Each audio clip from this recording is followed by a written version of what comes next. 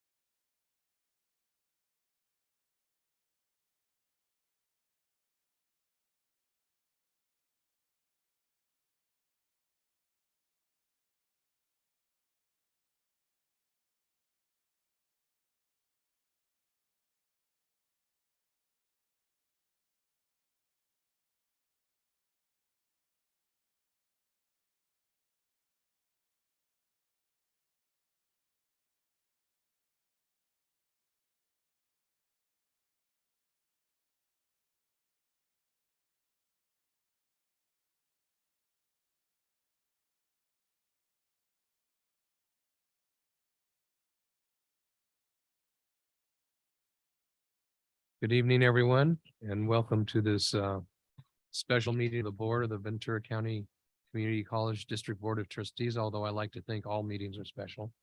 And this meeting is called to order. There are no changes to the agenda. And still, we have no public comment speakers. Thank you. So with that, we'll go into closed session on the single item, after which we will reconvene and handle the rest of the items on the open agenda. Thank you.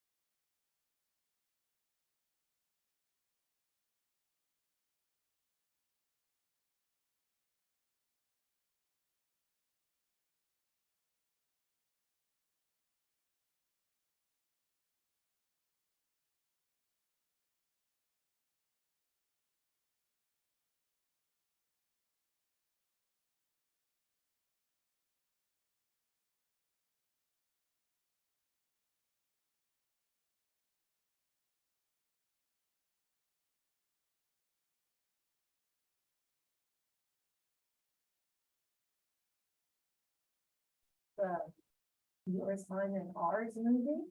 No. Oh,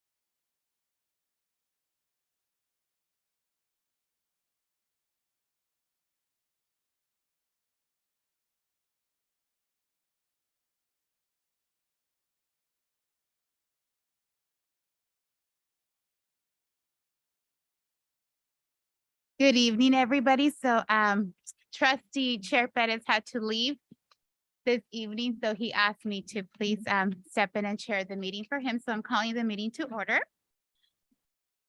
Are there any changes to the agenda? I don't remember if there were any changes. No. Okay, and I believe there were no public comments. Is that right, Michelle? Nothing came in? There is? There is none. Okay. We met on closed session 2.01, public employee performance evaluation. There is nothing to report in open session. And with this, we move to 3.01, the pledge to the flag. And I'm going to ask trustee Chancellor to please lead us in the pledge. Please stand if you can.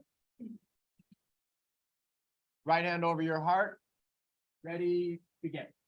I pledge allegiance to the flag of the United States of America and to the republic for which it stands, one nation, under God, indivisible, with liberty and justice for all.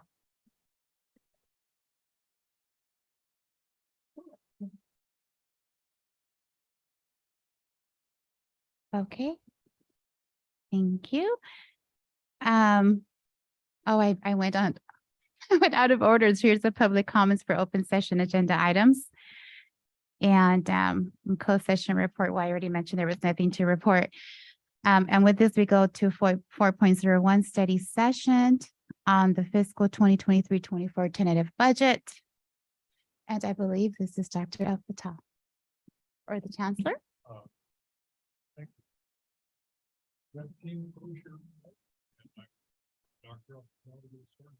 Trustees, welcome to the fiscal year 24 budget study session. In terms of in June, we're going to bring a tentative budget to you for a presentation. As the Chancellor had mentioned, we have a team approach. Budget Officer Zavas will be presenting quite a bit of the material, and Emily Day will also present some information. And then we have the Vice Presidents of Business, myself, and the presidents here, depending on what questions come up and so on. So without further ado, welcome, James, all yours. All right, thank you.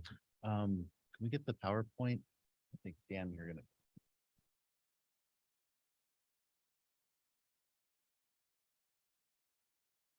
All right, so while he's pulling that up, what we're gonna try and do is walk through a bunch of different things about the budget. So we'll start off with just a look at our timeline. Thought I had it. We'll look at the timeline, the governor's May revised proposal, which is, where the budget's at in the general, at the state level. We'll do a little bit on the student-centered funding formula. There's a lot of information in the presentation, but I am going to move through that fairly quickly as we've gone through that a number of times. So that is an area I do want to cover a little, but it's a lot of the information is there, as a reference. And then we'll do some multi-year projections, take a look at those, and then go into the tentative budget. Working, let's see.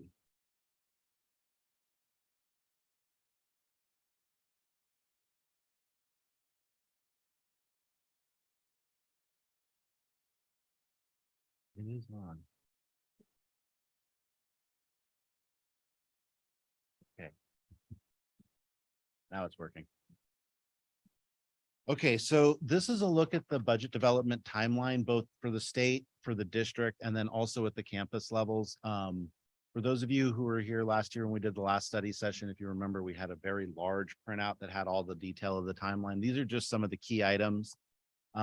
So you can see the big red "we are here's." This is basically where we're at. The governor has issued their May revision, the proposal that they put forward and then ultimately negotiate with the state. And then our campuses have finished their process. And now we're looking to bring this forward for the board. One thing I do want to point out is you'll notice that the governor's May revision comes out on May 14th. Or before May 14th, and the campuses actually turn their budgets in on May 8th.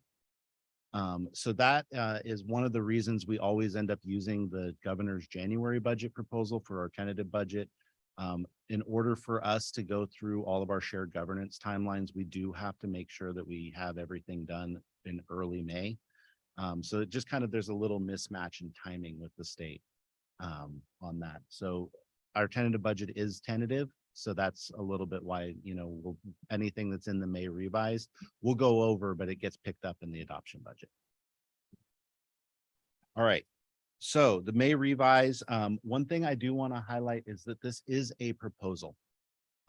So the governor puts forward their proposal in January, and then they revise that proposal after discussions with the legislature and another update with the fiscal outlook from the state. So the May revised proposal came out on the 12th this year. There was a slightly a little bit of a downturn in the proposal where the estimated deficit went from $22.5 billion down up to $31.5 billion at the state level. So that means they're going to have to close a bigger funding gap. As far as the key adjustments for community colleges, even though the deficit increased, the statutory COLA and what they're proposing to fund went from 8.13 to 8.22%. So that's a small increase, and they're doing some creative things to fund it. But that is what they're doing. One of the things I will highlight is it is the same level as K-12. K-12 has their COLA tied in statute. Traditionally, we get the same, but we're not always guaranteed the same COLA. So it is good that it is the same. They do have one-time funding for enrollment strategies remaining in there. It did decrease from a $200 million amount down to 100 million. And then these next couple are new and a little bit weird for this year. They are proposing to reappropriate 452 million, which is about 53% of the deferred maintenance funding that they have actually already given us in fiscal year 23. And then also $347.7 million of the COVID recovery block grant funding. So the reason they're looking to do this is actually to fund the enrollment strategies money that's up there, as well as providing one-time funding for the COLA. So this is very unusual. They're actually looking to use one-time money for ongoing revenues. So we're all kind of a little bit confused on that, but that is what the proposal is. The Chair? last little bit. So on that, what's the impact to the Ventura County Community College District? Oh, sorry, you could go back. So Of the pullback of the of the deferred maintenance. pullback on the deferred maintenance, it's about $8.8 million. And on the COVID-19 block grant, it's about 7.8 million.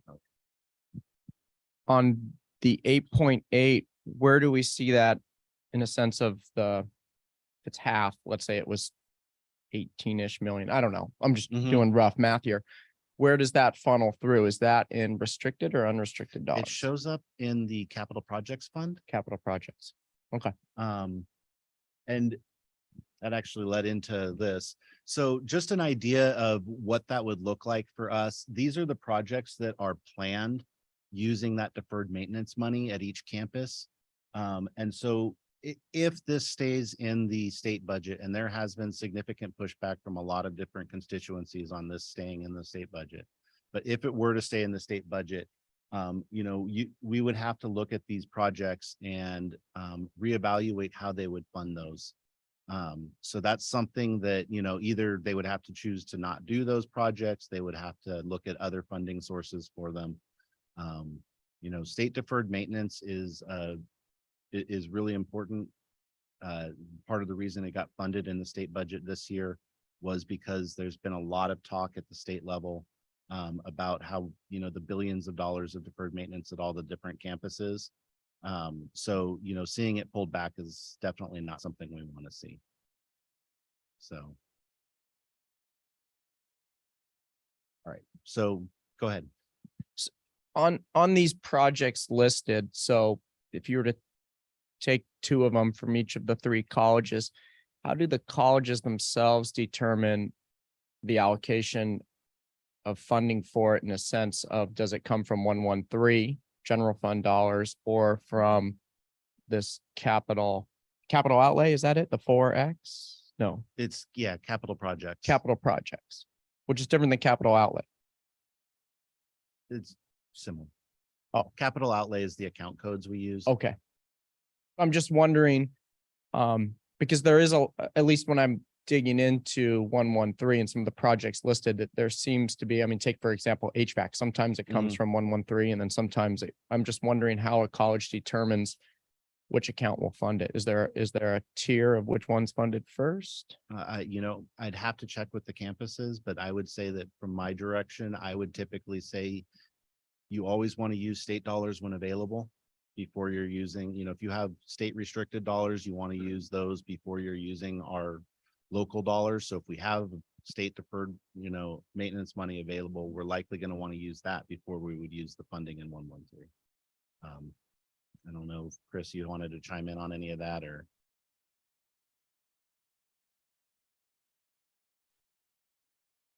Chair Torres.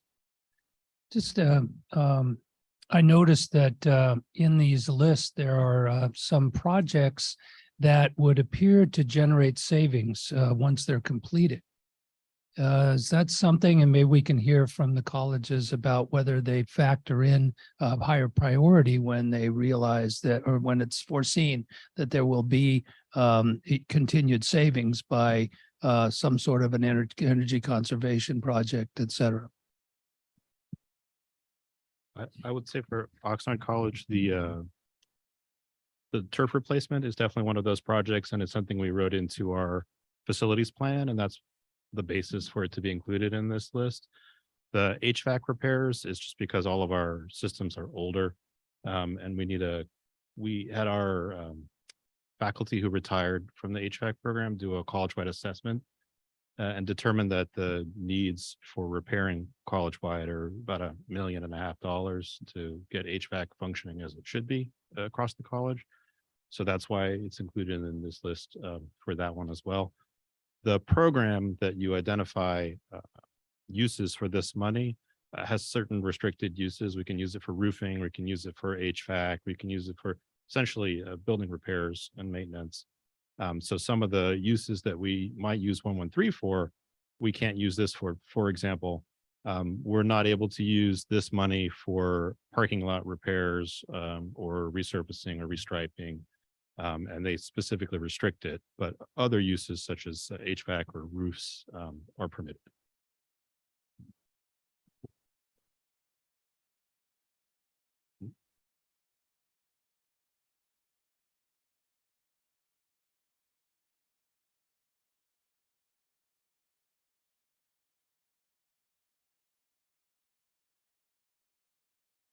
Okay. Any other questions on that or? Okay, so essentially that's the May revise. This is, and the budget as a whole, this has been a relatively, aside from these potential clawbacks, the year it's been fairly straightforward. It's kind of a COLA budget because the state is working on closing a deficit. So, all right, so I'm going to change gears and move into how we're funded, the student-centered funding formula. Like I said, I'm going to move relatively quickly through this. But if anybody has any questions, feel free to stop me. So student-centered funding formula, this came in after in the 18-19 fiscal year. The idea was that there would be 3 separate allocations, and there are base allocation, a supplemental allocation, and student success allocation. The base allocation is essentially the FTES driven formula like it used to be. So the old funding formula was all FTES driven. So they just reduced that to 70%, 20% for supplemental, which is our lower income students. They do that through financial, like looking at financial aid eligibility. And then the student success allocation. I did include the funding rates that we receive for all of those different areas. So you can see this top group of the different FTES types. That's the base allocation. There's the supplemental allocation here, and then the success allocation down below. So I do want to point out on this slide, the original intent of the student centered funding formula was to actually transition to 60-20-20. That was abandoned after the first year. After that, the funding levels were set in fiscal year 19-20 to approximate 70%, 20%, 10% across the system. And then after that, the rates have just adjusted from COLA. So at one point in time, it represented 70% of the 70% was on the base funding, 20% was on the supplemental, and then the 10% was on the success. But you can see here, this is looking as of February, the whole state, 73, almost 74% is on the base allocation.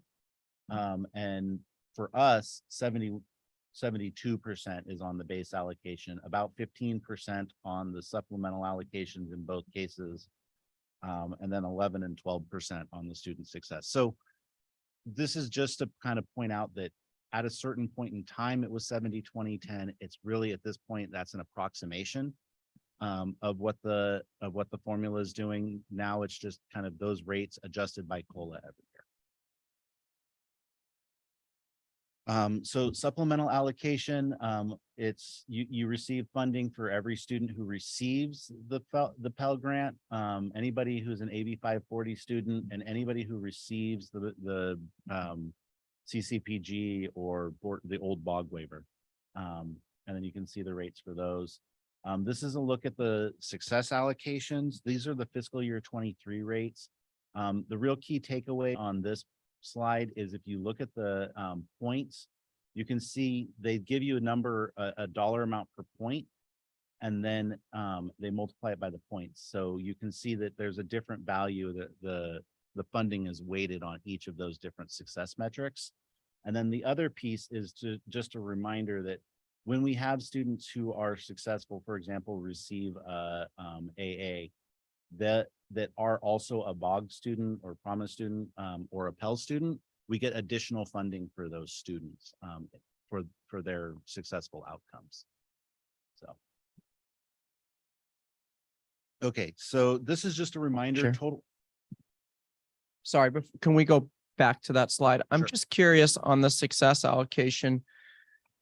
Where and when is a district in the three colleges do they evaluate their success in capturing, or I should say in student success, but in capturing as many dollars as possible? In other words, making sure as many students are successful as possible with this evaluation tool. So that's a chancellor question.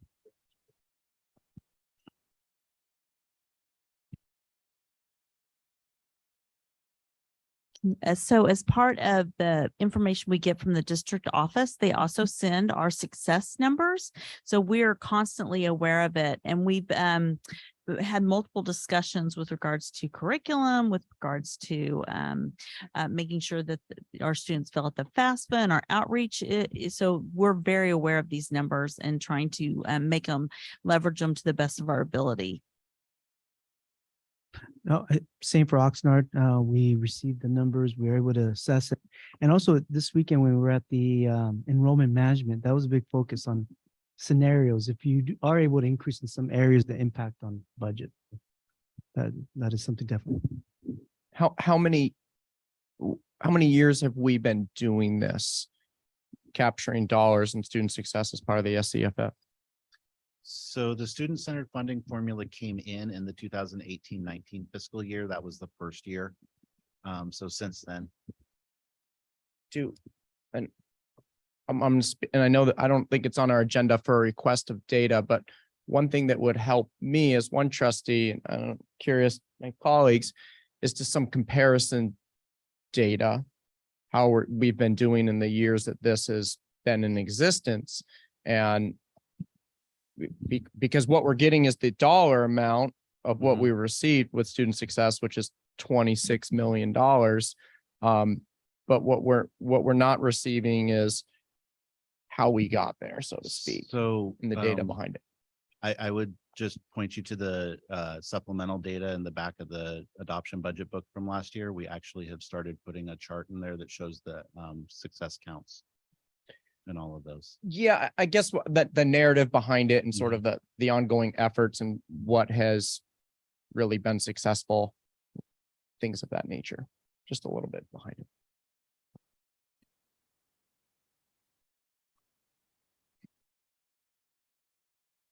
Okay, so this slide's just to point out the total computational revenue that we talk about. Total computational revenue is actually a combination. It's what's calculated by the student-centered funding formula, and then we actually get funding in term from a number of different sources. So local property taxes, student enrollment fees, the Education Protection Act, and then the state general apportionment. So, and that equals your total computational revenue. So if, for example, we got less, we received less money in property taxes, you know, due to a fire for a short period or something like that, then they would just plug that with state general apportionment. And then it goes the other way. If our property taxes go up, our enrollment fees go up, then we'll get less money in apportionment. But so it really, ultimately, we get our total computational revenue. It's just a matter of which bucket does it come from. Okay, so I do want to talk about a few of the provisions in the student-centered funding formula that have become more and more important over the last couple of years. So one, the hold harmless provision, we have never been under hold harmless in this district. We thought at one point we were looking like we might head there in the next couple of years, but when they put a large base increase in last year, that kind of, you know, got us out of that path. But the hold harmless provision was put in when the student-centered funding formula first came in, because there were districts that were going to do a lot better and there were districts that were going to do a lot worse. So this is there to hold the districts who were going to do a lot worse is in terms of funding, so that they didn't get you know, the rug yanked out from underneath them from a funding standpoint. So this is took their 2017-18 total computational revenue, and what they would do is then just add COLA to that every year. So that's been extended a couple of times. What they've done now is, rather than have this go away, what they've decided to do is in the 24-25 or 25-26 fiscal year, they're going to set whatever funding you received in 24-25 for your total computational revenue as a floor. So districts will always be guaranteed to receive whatever they received in 24-25, but that will no longer be adjusted by COLA. So that means that whatever that is, it's that hold harmless flatlines at that year. After that, and then the rates will continue to change. So the theory is that after a few years, colleges that were on hold harmless, of their revenue being stagnant, eventually the rates will catch up to where they're not on the formula. Okay, so the other one is stability. So stability protection is there for districts who have decline, and it's there for like a 1-year buffer so that districts have time to adjust as any sort of like enrollment decline or funding decline happens. What stability guarantees is that we will receive at least our calculated total computational revenue from the previous year in the next year, if our total computational revenue through the formula is lower. So going into fiscal year 24, we will be in stability in fiscal year 24 because the COVID decline, that 20% decline that we experienced over those years, we're going to start feeling that beginning next year. So we will be in stability, which means that we'll receive our 2023 total computational revenue plus the proposed 8.22 or 8.13% goal.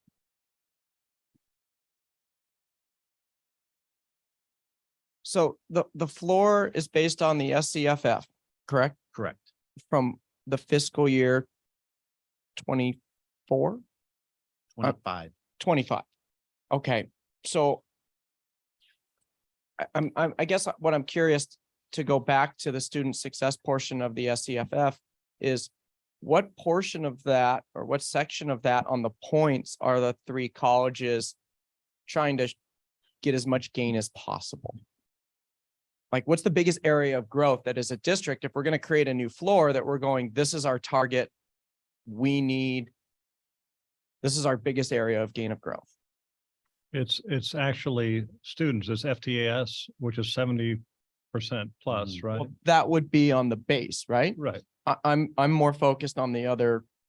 What percentage is the student success? 10. 10%, which is still $26 million. So I'm just curious in the three colleges, what area of growth are they most looking to improve? Let's go back to the slide.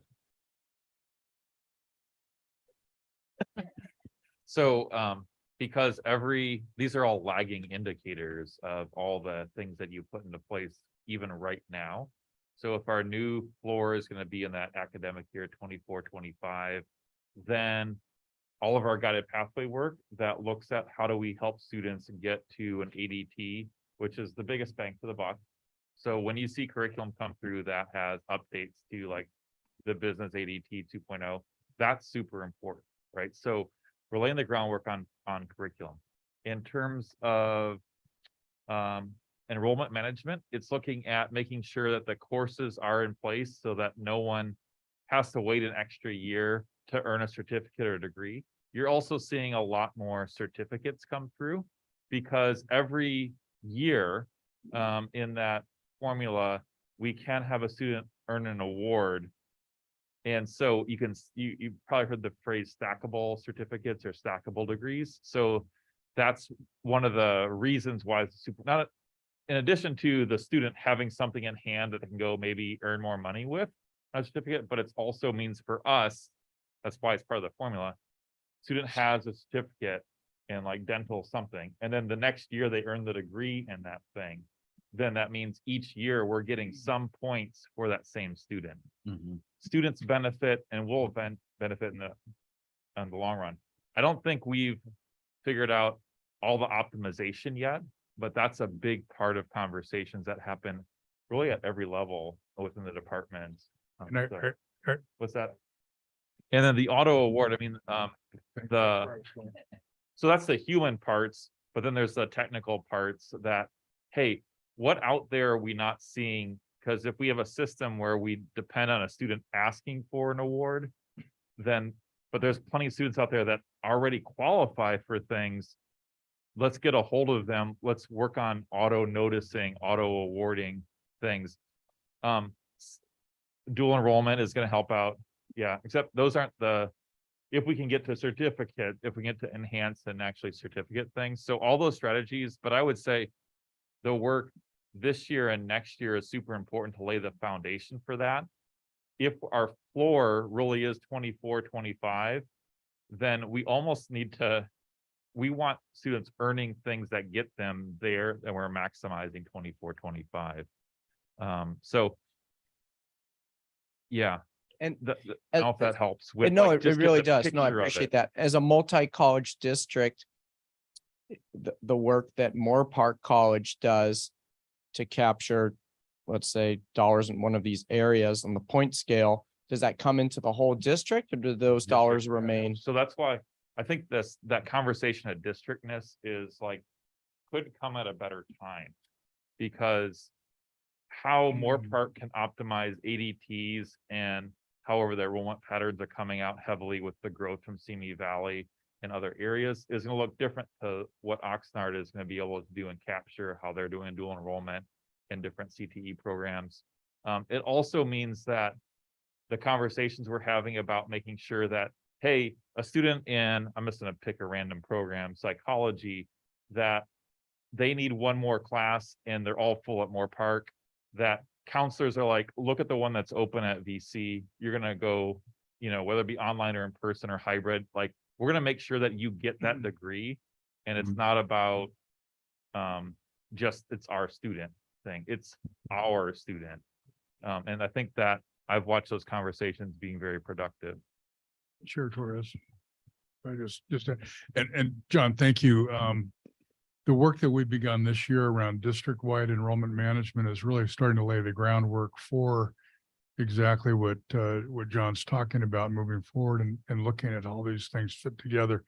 I'd also add that financial aid, you've seen a shift in some of the positions in financial aid, and the reasons the financial aid data specialist to to really help us maximize the amount of awarding that we're able to be doing in financial aid for that very reason of capturing more of the revenue.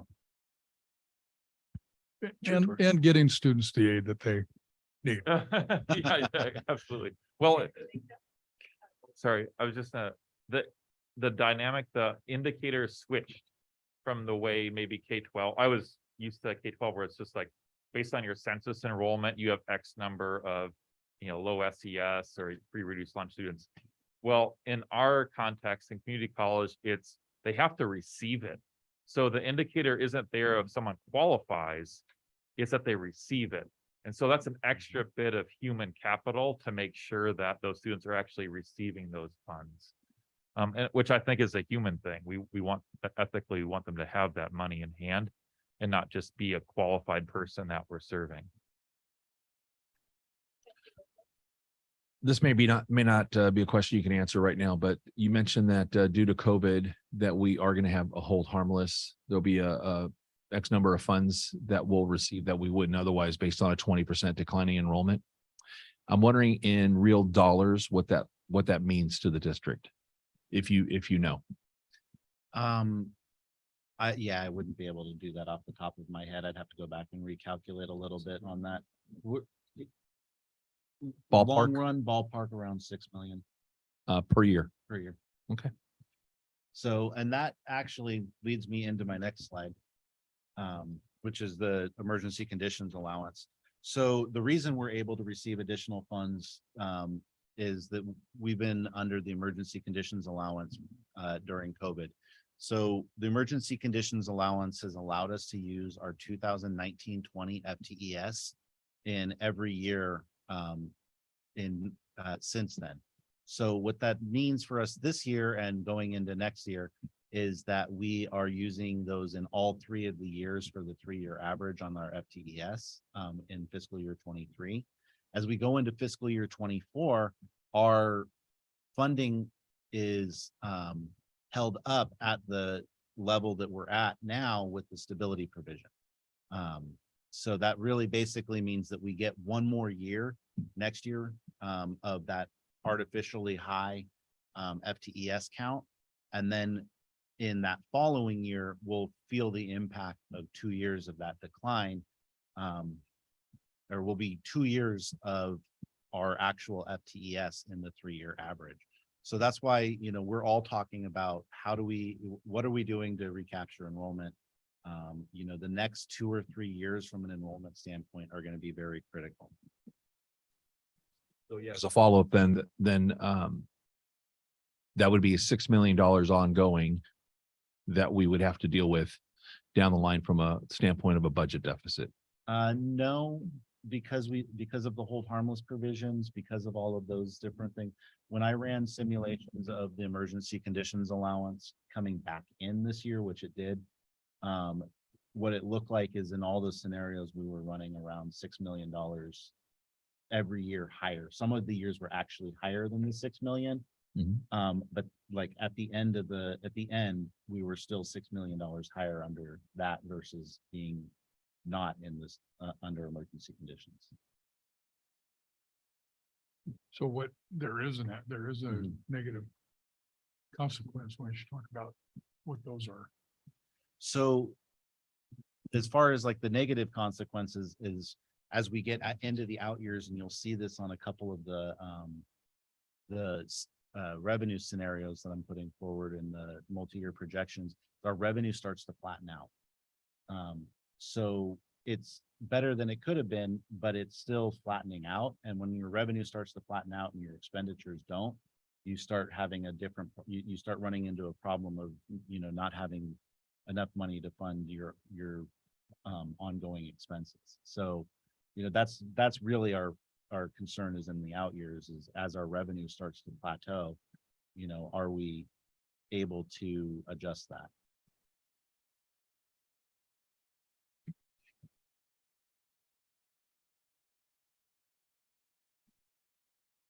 Okay, now this is just a really quick example. This is the top part of our Exhibit C, which is how they explain our funding to us.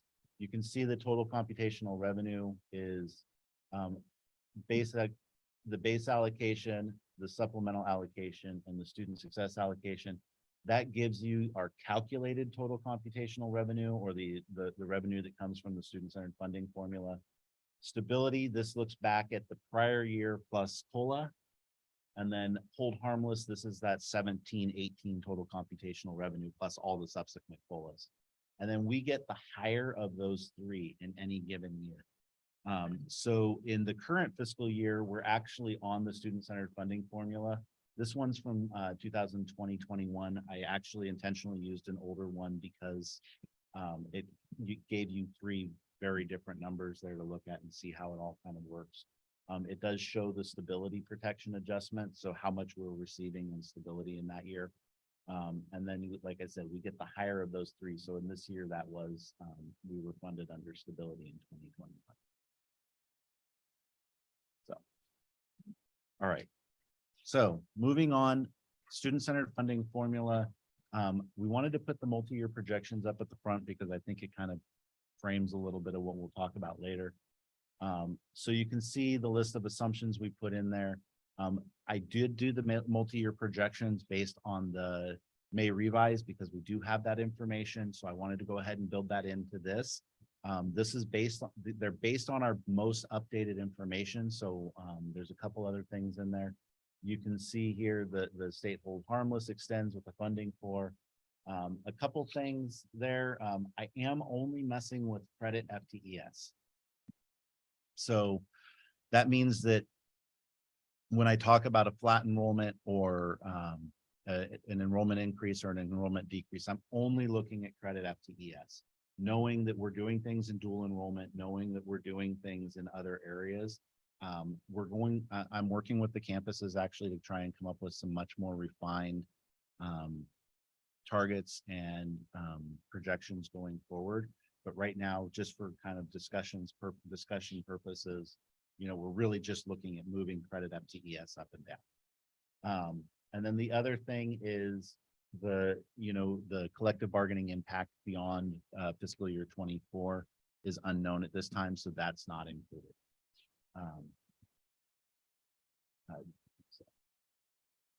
Okay, so this first one, and I know it's a little small, but there's a lot of numbers there, is looking at just a flat enrollment. So this is just your basic scenario of what if nothing changed other than kind of the stuff that's listed in the assumptions. If nothing else changed, you can see with flat enrollment, we have about you see our revenue really starts to kind of stay relatively flat. It's going up small amounts, but it's still relatively flat. You'll notice that down on the bottom here, we have an operating surplus. That surplus is basically what we would have that we could allocate for whatever it is we need to allocate it for in that fiscal year. I did set each college with a $3.5 million contingent. So that's $1 million at each college and then $500,000 between the district office and district-wide services. So that's really kind of a standard contingency for colleges to deal with whatever comes up in any given year. And then you can see the impact on our fund balances here. So that is, again, the impact on the fund balances assumes that all of that revenue, if we don't allocate it, goes down to those fund balances. If we allocate it, then the fund balances change. Chair Torres, just maybe you could refresh my memory about the rather large contingency in the current year as compared to the out years. And it exceeds, it's over $11 million. So a lot of that is in the one-time nature of a lot of the money that we're receiving in the with the emergency conditions allowance, right? There's a lot of money that came in. We're being held up next year, but then we start seeing that revenue plateau. So right now there's a lot of extra money in there. Campuses are going to talk about that a little bit. Again, we're at a tentative budget. So they are going to look at that, but a lot of it we really don't want to be allocating in ongoing expenses. So they're looking at what one-time purposes they might use that for. Chair Torres, is the contingency fund, are there any restrictions on that money, or is that discretionary? So that's funds that have been allocated to each campus through our allocation model. but are not budgeted for any of the above line items. They're budgeted there for whatever might come up if as the needs arise, whether that's to add sections, they can move money up to add sections, whether that's to, change some contract for a study that they want to do, whatever needs there might be on any given campus in that year. That's just money that's available to be reallocated through the campus fiscal processes.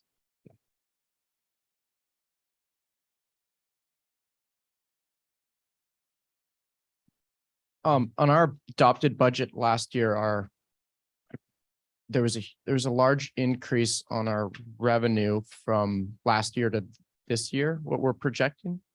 Is that Mhm. correct? Yeah, very large. What's the story behind that? 8.22% COLA. That's it. That's the one. Yep. So it's basically our total computational revenue from this year plus a COLA.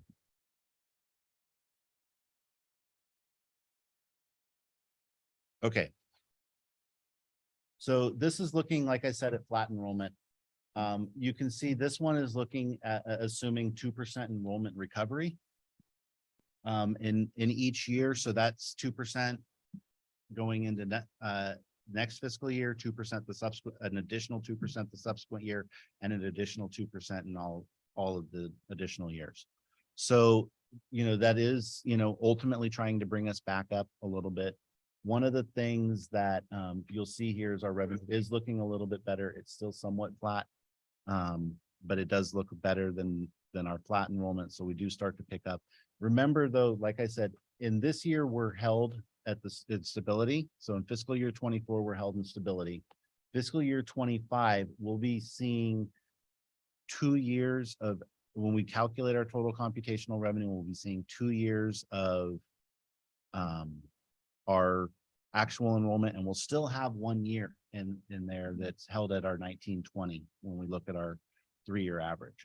And then once we get out past that year, now we're on our own in terms of whatever we do in terms of enrollment. So just something to keep in mind there. Again, you can see there's additional dollars down in that surplus, which is that to be allocated bucket, so to speak, in those future years.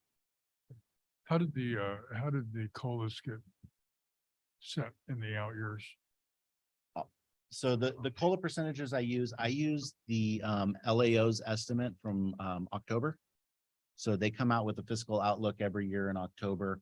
And then that gets updated periodically, but that's looking at using their numbers from their last estimate. I have a follow-up question on that, Chair Torres. The legislative analyst numbers, aren't they typically more conservative than, say, the governor's office and or say school services dartboard? Typically, the LAO is fairly conservative.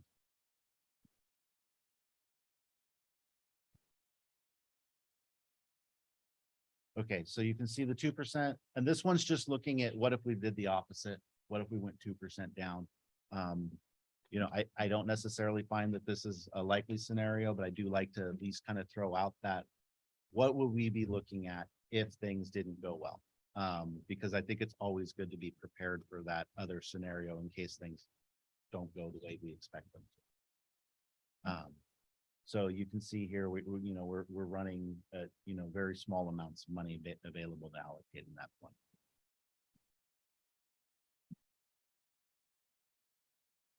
So.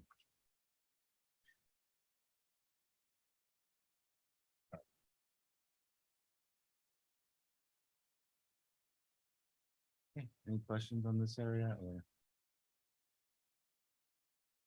Okay. So this slide here is really looking at what our calculated total computational revenue is in every year under all 3 of those different scenarios, looking at all the future years. You can see that yellow highlighted year, that's the year that we'll be setting that new funding floor. So obviously we're going to want to do, we are looking very closely at that year and looking to see what can we do from an enrollment standpoint and, and all of the metrics. What can we do in order to maximize our funding in that year? The other thing I really want to point out, and you can see this really clearly with this graph, is you've got your COLA assumption on these years, Now this year, because we're under stability, you can see in all three cases that we're being funded, you can see that COLA flows all the way across. In the other years, because our enrollment starts to decline, you can see we have a 5.3% COLA, but we're only going to see, even in the best case, a 1.62% actual adjustment in our revenue. So that's just something to keep in mind as we look at these. It really is, you know, the COLA that we get is an adjustment to our funding rates, but what we're actually going to see in terms of additional dollars to the district is significantly lower. Trustee, or Chair, that's my penalty question. Thank you. A very different scenario than any of us have worked with, I think, in 30, 35, 40 years in K-12 of here's a COLA, this is what it is, and the rules have changed. Yeah, it used to be before the student-centered funding formula, the calculation was fairly simple. If there was a COLA, you could almost just say how much revenue did we get last year and then adjust it based on that COLA. But that's not really the case anymore with the 3-year average, with the different success metrics, the supplemental metrics. It really ends up doing something completely different. So it's just something that we all need to be aware of and keep in mind. All right, so shifting gears again to our tentative budget. So our tentative budget, like I said earlier, is based on the governor's January proposal. So we'll go through that just as a quick reminder. And then we'll run through all of these different, you know, revenue estimates, a little look at our bond allocation model, et cetera. Okay, so the governor's January proposal, there was a 8.13% COLA, a little bit of money for growth. Really nobody's growing, but they do use that money to fund any changes in the success or supplemental metrics. So some of that might get utilized in there. And then you can see they also have COLA for some categorical programs, retention and enrollment strategies. Again, that has been reduced a little bit of money for some workforce training grants. And that's basically what's in the January proposal.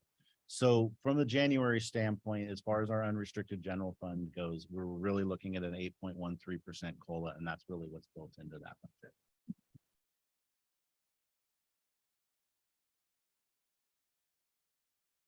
For not asking this before, when you were talking earlier about the clawing back of the monies for deferred maintenance and for COVID relief, and taking that from this year's revenues, then what's the proposal for next year?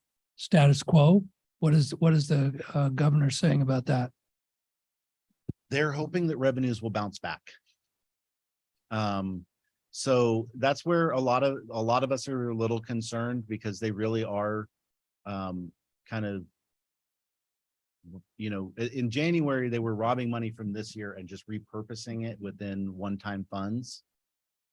With the May revise, they're robbing money from this year and repurposing it to ongoing funds, which is, you know, typically something you'll hear me regularly say you should not do that. So it's a little weird, but basically their estimate is that revenues will bounce back in the future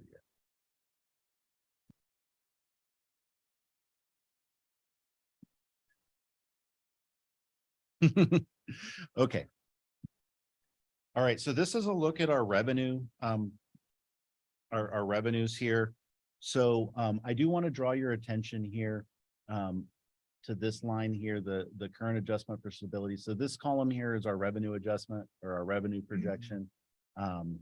What you can see here is our total computational revenue as we're projecting it from the formula is around $211.4 million. But that stability adjustment is allowing us to get an additional $8.4 million in revenue next year that we wouldn't have received if we weren't in stability. We do calculate a 1% deficit factor in case the state has overestimated their revenues and is unable to fully fund what they promised us. And so we do hold a 1% deficit factor back on that, which gives us an adjusted total computational revenue of $217 million or 217.6. So that's significantly higher than we were last year, but that really is just that COLA. You can see we have the full-time faculty hiring funds, and then the part-time faculty equity fund, lottery proceeds, et cetera. All coming up to $228.2 million, which is about $16.6 million higher than what we received, we're expecting to receive this year. I will point out though, remember, we did hold back a little bit of revenue this year in order to get our reserves up to meet the 2-month minimum. So it's actually about a $20.6 million higher than what was allocated through the allocation model last year. Okay. So I do want to talk a little bit about the faculty obligation number here. So it basically, that's what sets our minimum full-time faculty, the minimum, the bare minimum we're supposed to have with our full-time faculty. So that gets adjusted annually based on district funded credit FTES. It's also what they use when we get full-time faculty hiring funds. If we do receive additional full-time faculty hiring funds, what they do with those funds is they take a estimated cost of a full-time faculty member and say, well, you receive funds for these faculty members, you need to increase it by that amount. So the fund goes up by that amount. If we do fail to comply with the fund, we would receive a fine that's equivalent to the cost of a faculty member for each one that we're under the fund. For 1 year, yeah. And then, so yeah, so there would be that. So this is just a quick look at our history of fund compliance. You can see the number that we reported that we had, what we were required to have, and you can see in every case how many we were over. Looking at fall 23, there was a point when I believe when we talked about this in the assumptions, we were assuming we might be slightly lower than the fund for next year because there was a big 1-year increase. All campuses were basically told hire who you need to hire for your programmatic needs. Based on that, there's a significant number of new positions going in. And so it does look like we're going to be in compliance with the fund based on what positions have posted versus who's decided to retire and everything as of right now. So that is an estimate. I will say, you know, that the things that could really change that if we have failed searches, you know, those sorts of things are a little out of our control in that sense, but we are shooting and looks like we will be in compliance with the fund. I do have a question related to the fawn and the resulting fine if we're under failure to comply. You said that's the average salary or based on a salary? Yeah. For a faculty member? They look at like a statewide average and they have a set amount. Okay, and is that big? Does that include like benefits as well or just salary? I'm assuming just salary based on it's right around like $93,000. Okay, thank you. Sure. As a district, do we have it written or in practice anywhere to be at a certain percentage beyond the minimum set by the compliance? I don't believe so.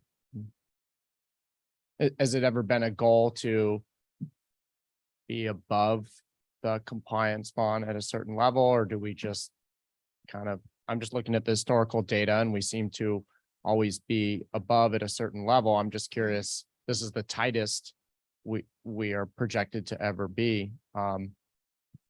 So in looking at the data, this is new to be this tight.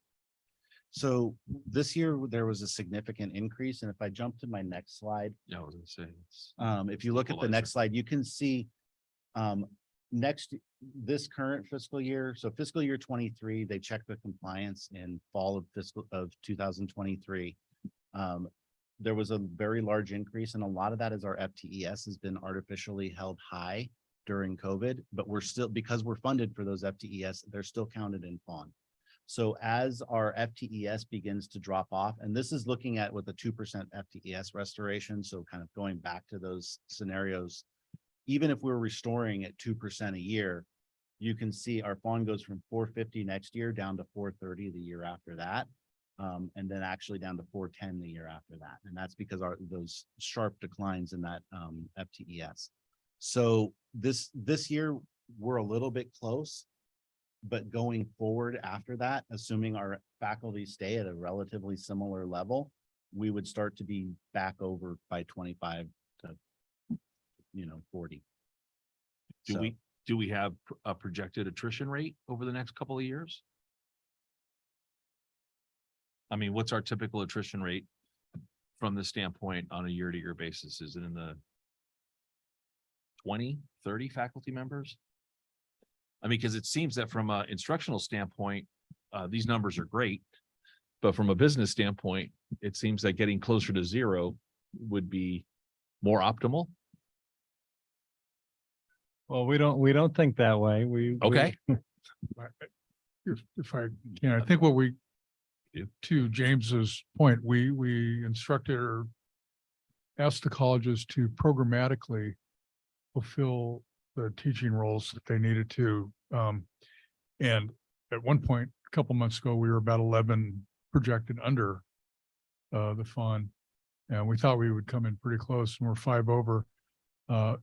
It does get a little bit, I mean, that's an artificial relationship, as James mentioned. And as we go forward, you're right, there is a budget relationship between sustaining those.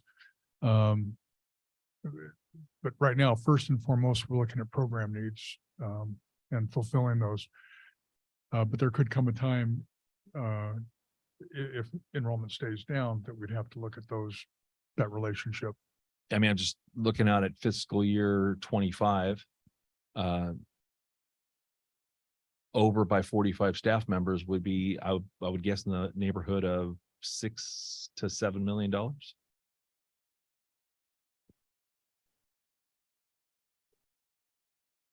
that depends. Are you offsetting for part-time? Let's not get too complicated. That's a complicated question. Uh-huh. But yes. Well, again, just coming from a different environment where the staffing is based on the dollars, that 45 overage is a little bit shocking.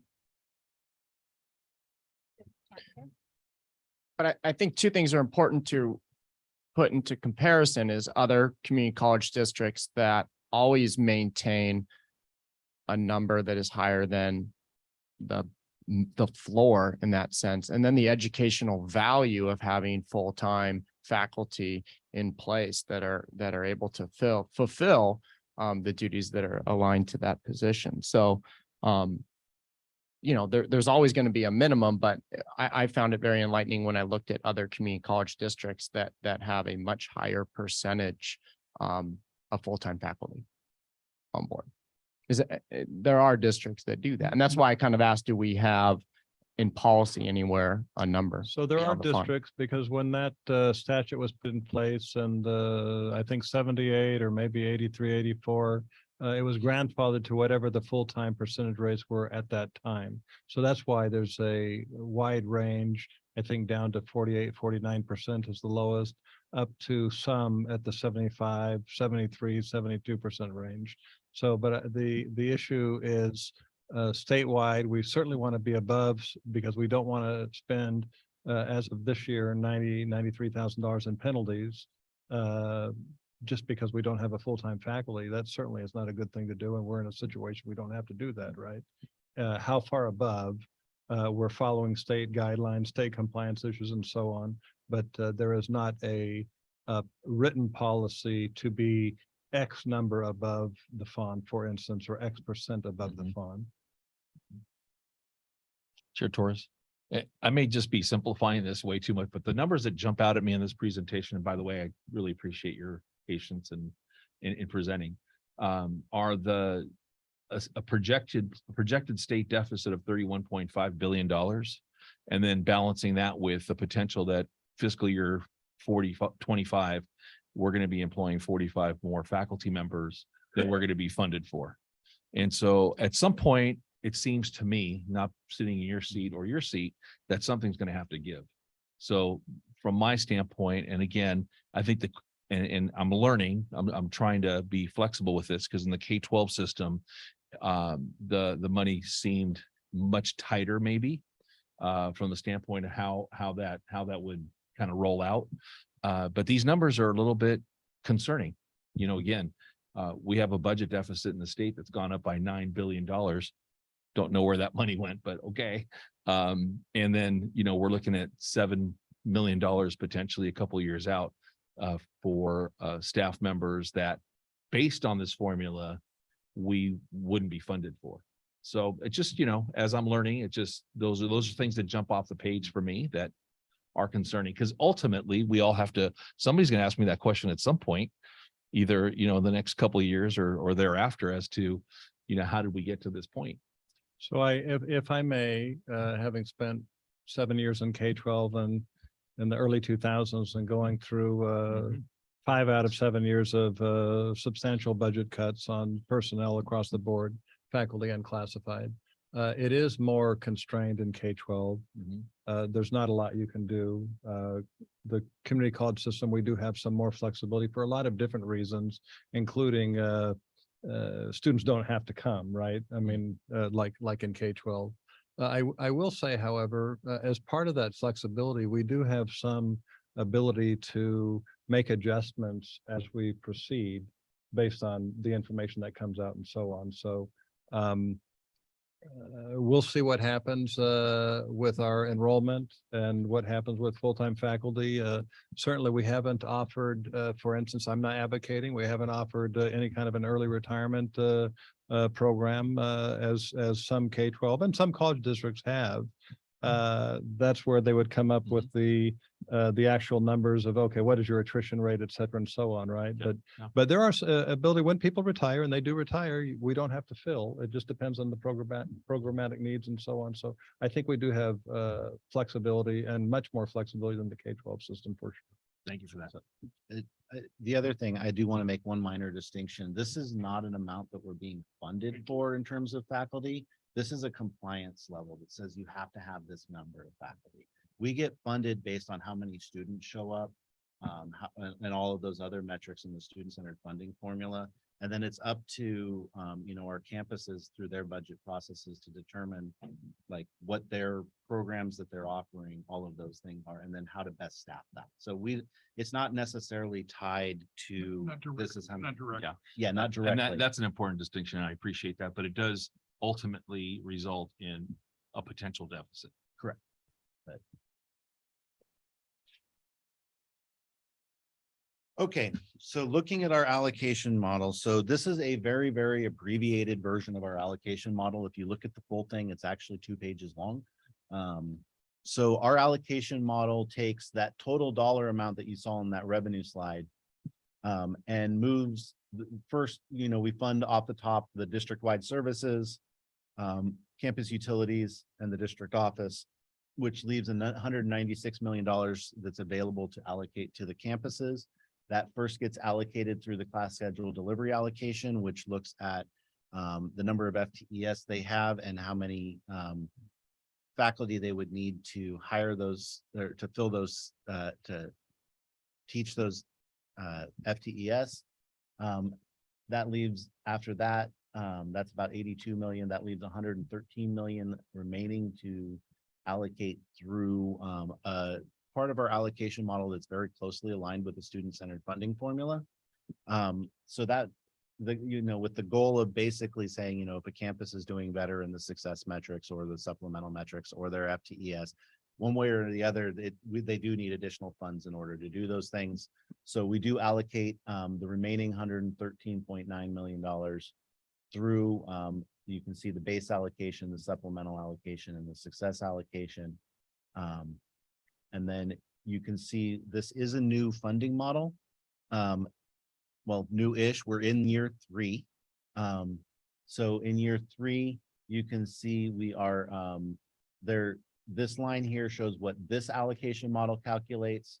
And this line here is 50% of the difference between the new allocation model and the old allocation model. So we're phasing it in. The first year, there was no impact. Year 1 was 25%. Year 2, year 2 was 25%, and year 3, which is this year, is a 50% of the impact. I will say I did notice earlier, this should be year 3. This should be fiscal year 24. So I did forget to update the dates down in this area. Sorry for the confusion. But I will say, so you can see here, Moore Park is actually receiving back about $243,000 in addition to what they get calculated. Oxnard is probably the larger beneficiary from the new change in the funding model. So you can see the 313 and then the 70,000 from Ventura. So we do recalculate the difference between the models every year. So at the beginning, it looked like, Ventura was originally, benefiting also as well as Oxnard. Right now, they're kind of about even on the models. But it does recalculate every single year under both versions. So you'll always see some minor changes there. All right, so this is a look at our tentative budget, looking at it by major object across the district. So you can see that here we do have, salaries and benefits. You do see there's a fairly large contingency here. If you'll notice the contingency, since somebody was asking about it on the projections, is a little different there. A lot of that has to do with the difference in COLA as well as there was a change in the PERS rates, and I wanted to make sure I built that in. So,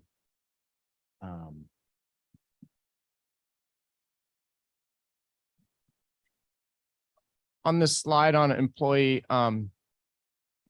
benefits, which is salary and benefits, it says we are at 81.5%. correct. And I guess I'm curious, again, in comparison to other districts, and when we go to the CCLC conferences and things like that, they continually suggest to us trustees that a healthy amount is probably in the 85 to 87, 88%. And I'm just curious why that number in the last couple of years, it seems, even with the increase in the CBAs, that number still is at 81.5%. So I would say the number one reason is you can see we do have a lot of money in the contingency. This year we are looking at a lot of money in that one-time nature from us being artificially held up. We can't really, it would be unwise of us to really allocate that in terms of ongoing funding. So that really does hold that percentage down in this year, because we are budgeting all of that revenue in there, but a lot of that is not going through in salaries because we know that there's a one-time nature to that.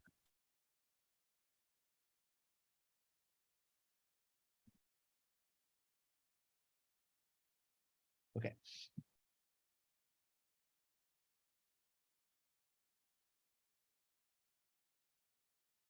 Apparently this slide really likes to stay. It's a good slide. It's a good slide.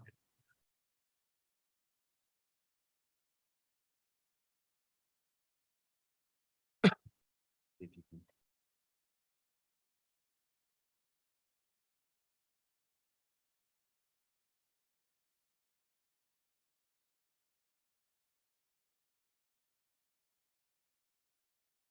There we go. Thank you, Dan. Okay, so this is looking at basically that same information, but broken out by each individual cost center. So you can see each of the 3 colleges, as well as the district administrative center and district-wide services and utilities are combined. So that's really just looking at that kind of individually. Okay, so this is just highlighting our key budget components and assumptions. You can see here, we do see our funded FTES going down, but not, by the amount that we actually have gone down, because that is held up by the 3-year average. We did have, this is looking at the COLA with the 8.13%, which is where we were at for the tentative budget. You can see the budgeted total computational revenue. I do have a note on the PERS rate. So what we have built into the budget is a PERS rate of 25.2%. And we'll show you this a little bit later on as we get through on the detail, but the PERS rate had looked like it was stabilizing and that has flipped in the last couple months. So what we're looking at now is we're actually going to see PERS will go from 25.37 to 26.68%. That is that will be built into the adoption budget. So it's about a $600,000 increase just in the unrestricted general fund. So this is a look at all of our just our statutory benefits. Again, you can see that PERS rate at 25.2. When that goes up to 26, you'll see that 35.5 will be probably a little bit closer to 37. Okay. So that's the unrestricted general fund. Moving on to the infrastructure model. So just a brief reminder, it was approved in March 2012 to address total cost of ownership as an accreditation issue. You can see the funding sources identified here that we use in order to fund it. Enrollment fees, interest income. Typically, we're looking at the stuff that varies year to year, and we use that in order to fund our infrastructure model. So this graph is a history of the Fund 113. You can see the green line is the beginning fund balance in any given year. You've got the red bars are the expenditures and the blue bars are the budget. You can see there's two peak years where we had, I believe, fiscal year 17, there was a very large one-time mandated cost reimbursement. Basically, the state caught up for a large number of years of not funding mandated costs and said, here, we'll just give you all of this money all at once as a backfill for all those years we didn't give it to you. So that was transferred over in fiscal year 17 for infrastructure model. Again, one-time funding, so that makes sense. And then in fiscal year 19, there was an allowance for some additional carryover, so you can see that has gone up there. But since then, we've relatively been flat to spending down our ending fund balances in those. So this is a look at each individual college. So each college has their plans. You can see the balances, the amount budgeted by each college in each of the main areas of the infrastructure model, and a little bit of an idea of what they're using it for.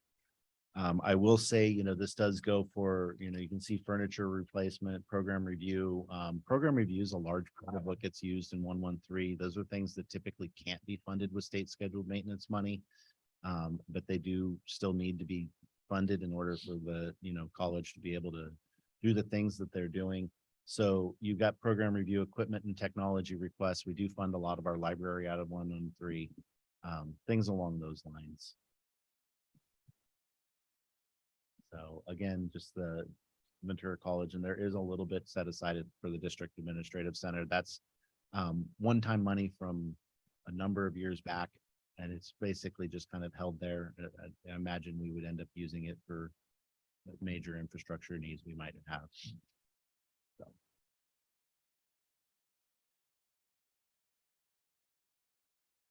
So you're projecting that the ending fund balance of 113 total will be what? I mean, so I'm just trying to grasp. I mean, I'm looking at the tentative budget and will it remain sort of the same with the revenue coming in and the expenditures? It's hard to tell. I have a slide on that later. Okay, I can wait then. Thank you. Okay.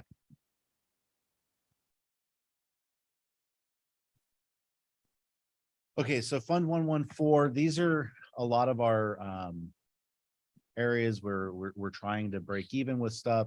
We have lease revenue coming in, our bookstore operations. These are revenues typically generated at the campuses, and so they're held in 113 114 so that they stay at the campuses and are utilized by the campuses for the needs that they have in those areas. We also occasionally will use this, for example, like the major initiative funding when we designate funds that gets transferred over to this area. So you can see this one again, same basic graph. Our beginning balances do seem to be climbing in this one. And you can see our budget and our actual expenditures. This is just a look at the budgets for each campus, just a super high level, and then the various programs that they have in there.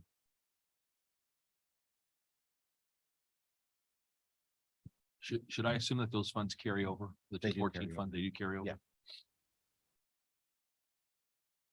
Okay, so this is a look at our fund balances. If you remember, we do have a new board policy on our fund balances. So you can see a shift between where we were at the end of last year to the way things are being calculated for fiscal year 23 and fiscal year 24. So this general reserve is made up of about 2 months of our expenditures.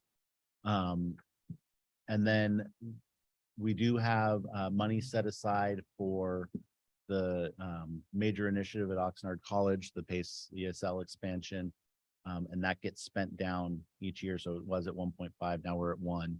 After next year, there will be about $500,000 left in that, and that will go away the year after that. We do have money that we designate for the 2% carryover. And then there's $3 million in the policy for a general contingency reserve, which is different than the contingency in the contingency line in our budgets. This is specific to reserves. And then you'll see down here, we do have a reserve shortfall. So this is our best guess on where we're going to end this year, factoring in everything that I have now. Over the last month or so, we've been able to pull together what's in the budget, as well as get some more information on the state. They're not anticipating a deficit factor. So we've built in everything we know into trying to figure out about where we're going to end this fiscal year. And then going from there, where we'll end next fiscal year. So if you remember when we talked about the new board policy, we did say that we were not anticipating having the entire $3 million contingency reserve in this year. So it's no surprise to us that we're a little bit short in that area. We did allocate additional revenue. If you remember, I pointed out that a little over $3 million in fiscal year 23 in order to get us up to this general reserve. So that's basically where we're at for this fiscal year. And then next fiscal year, you can see that there's a big increase in the general reserve. That has a lot to do with that revenue going up significantly next year. And so as we budget all of that and we calculate 2 months of expenditures on that higher budget, that ultimately leads to that reserve requirement going up. And then you add that with the $3 million, you're looking at next year, we're potentially short around 5.3 on that.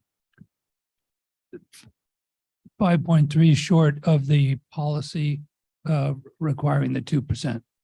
The 2 months and 2 months. the 2 months and the 3 million. So if we look at the next slide, you can see about $2.4 million under the general reserve, and then the full $3 million under the amount for the contingency reserve. And this is something that as we look at this, one of the things in the board policy does say that if we are anticipating being short, we'll put together a plan on how to make sure that we're back up above the board policy threshold within 3 years. So as we're looking at this, as the whole budget's come together, as we've gotten more information from the state on where we're looking at ending the year, now we have a pretty good idea. This is something we'll begin talking about over the summer, and I'll definitely make sure we're updating you on where that's at as we go into the adoption budget. Can we go the previous? Thank you. So in regards to the new board policy, in regards to reserves and having a 2 month plus the $3 million, are you saying that it doesn't matter what is in 113 and 114? So those could have, roughly right now, they're close to $40 million. Let's say they had $80 million for whatever reason. But our ending fund balance in 111 was still 40.4. as a projection, would we still be under? Yes.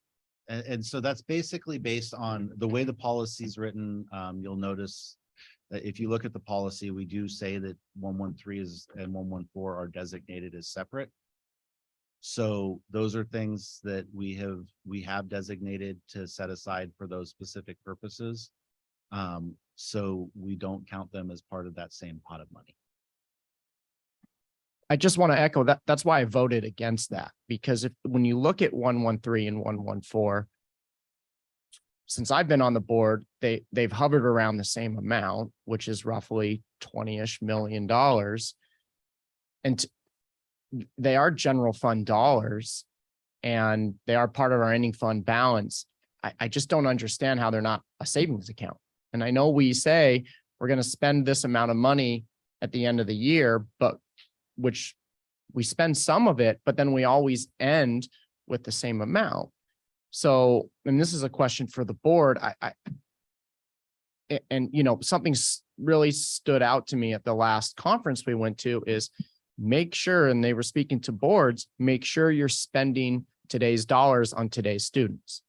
And of course, you need to plan for the future, but I don't know how we don't take general fund dollars that the state gives us and we don't include that when they are part of our ending fund balance, but we now classify it with a new terminology. We don't include it within the 2 months in our reserve policy because they're just sitting there, and these could be dollars used on today's students. And I know there's projects and I know there's things that we need to do, but and one of the examples was, 114 is being used for painting parking lots and these types of things, but I just don't know how we don't use that and we're going to pull more general fund dollars now to park in a savings account. So we hit this 2 month when we're also sitting on $40 million.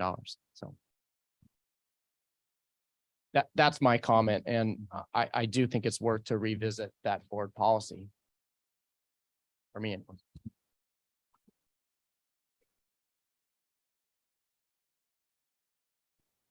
Yeah, I just for point of clarification, it looks like I don't see a board policy 6305. I do see it in an administrative procedures under that. So I don't know if it doesn't change anything, but anyone watching this looking for board policy 6305 online, it does not exist currently. I think it's just an AP.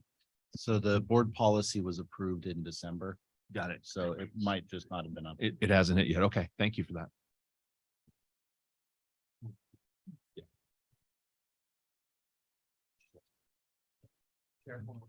Trustee Chancellor. And just for transparency, one of the asks I would have is for our tentative budget and eventually our adopted budget that we do list the total. I mean, someone from the public and ourselves can do the math with which I did, adding up $40.4 million plus 18 plus 20 to get our true ending fund balance. I know as a district now we're not including 113 and 114 in our reserve, but it still is an ending fund balance. And I think it's important that we list that number for transparency purposes, which is roughly $78 million. Because we used to do that, and it's not in this tentative budget and it's not in this presentation, but I think it would be a helpful thing to do. Thank you. One of the things that I wanted to also point out, because Fund 113 and 114 is particularly 113 is one of the ones that I've always just brought up for a conversation.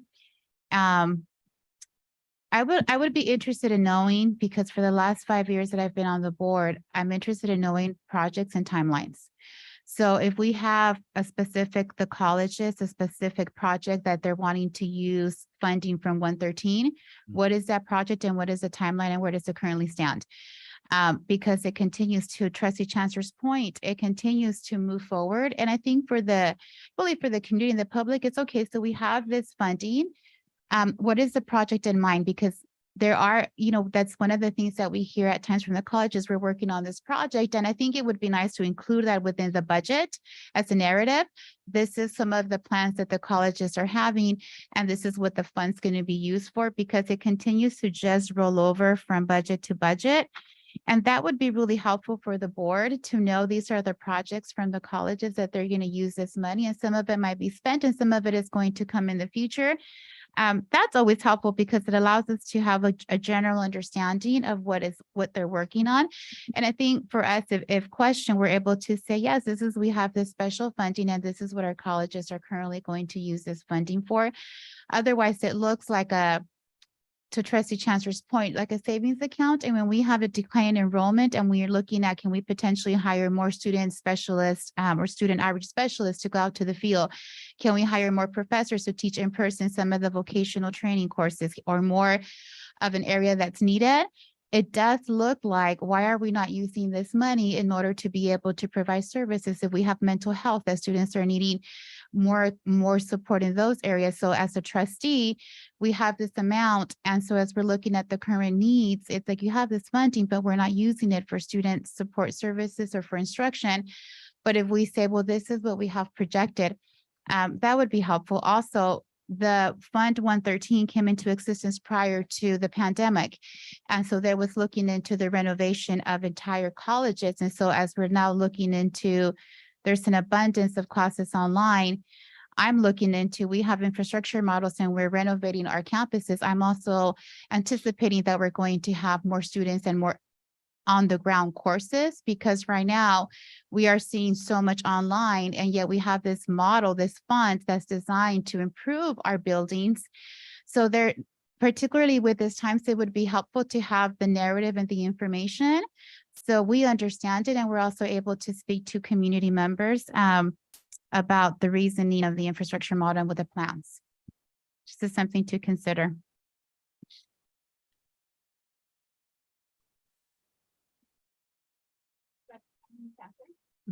Thank you.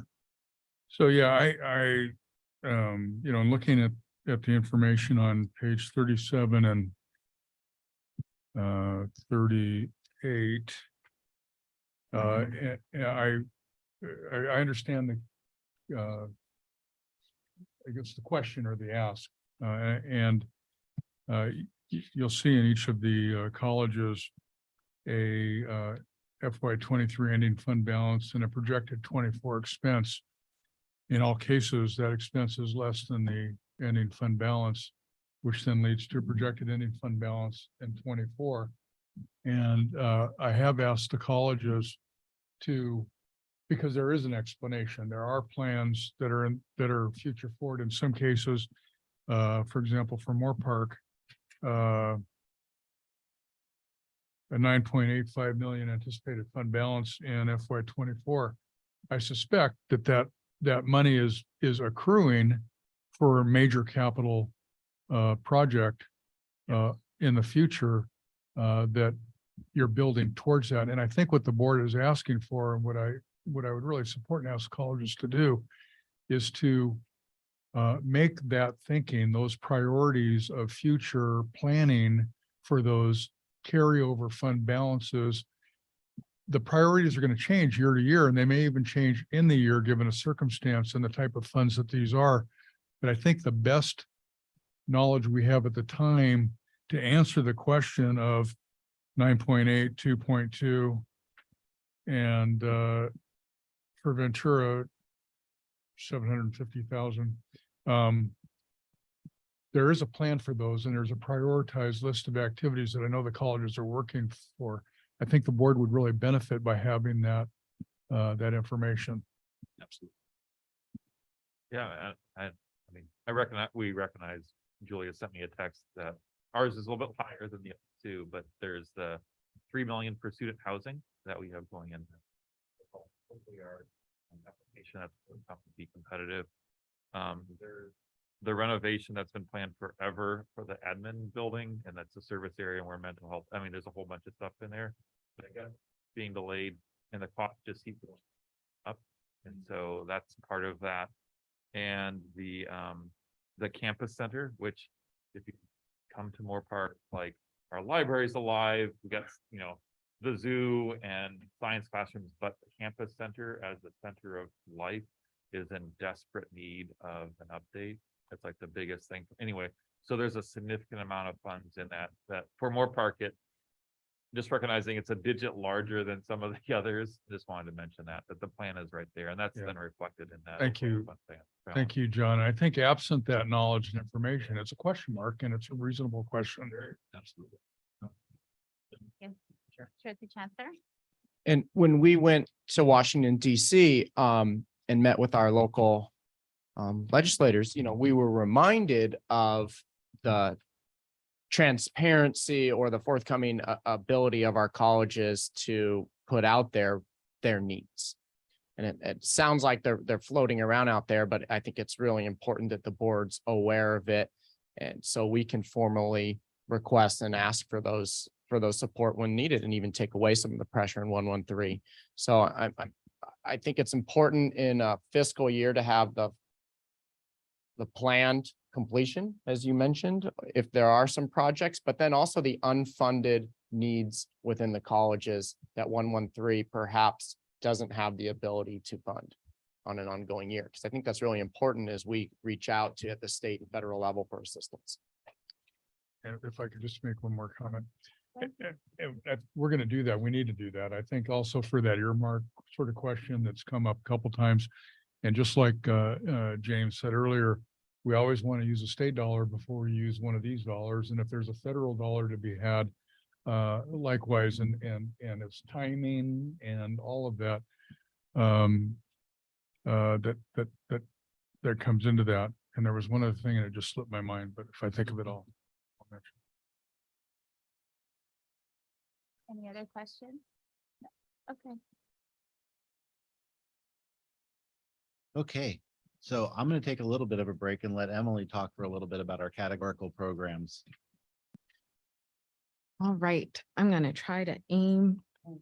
Oh, do you, Trustee sorry. Chancellor? Oh, sure. If I just remembered. Oh, okay.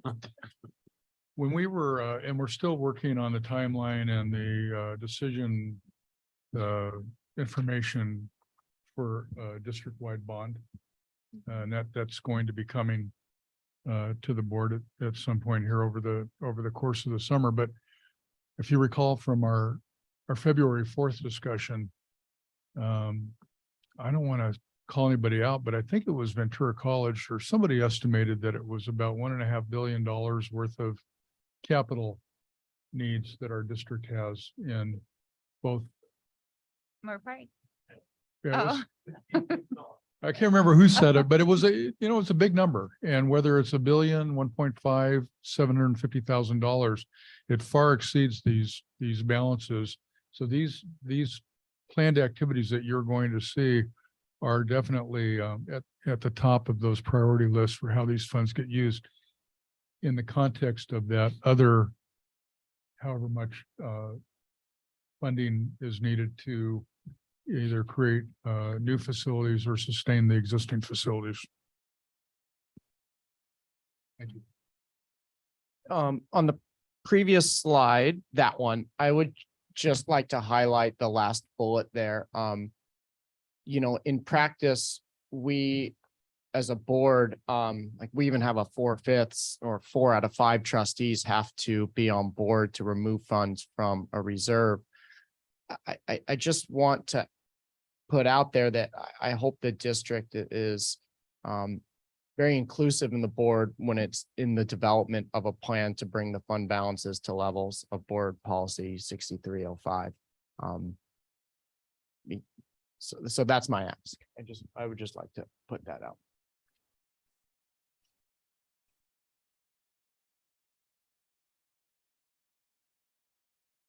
Being a over high level view of categorical programs and grant funding. So the next slide I have for you shows us budgeting within the FY24 tentative budget, 114 million in categorical programs and grants. This makes up a majority of the district's restricted funds. So within the restricted funds, there are one-time funding, ongoing funding, competitive grants that we apply for, as well as formula grants where the state just allocates it to our various colleges or to the district. although those are contrasting characteristics, what makes them be accounted for in the 1-2 funds is because there are external restrictions. So as you all know, there are restrictions or compliance related to our general fund. Our 1-2 funds houses a majority of the funding with a lot of more strings attached to them, right? So for example, in 111, a compliance is with the FON or with the 50% law, whereas with the 1-2s, there are specific activities we would need to do, specific timeframes that we would need to abide by. All that summing up to 114 million within the FY24 tentative budget.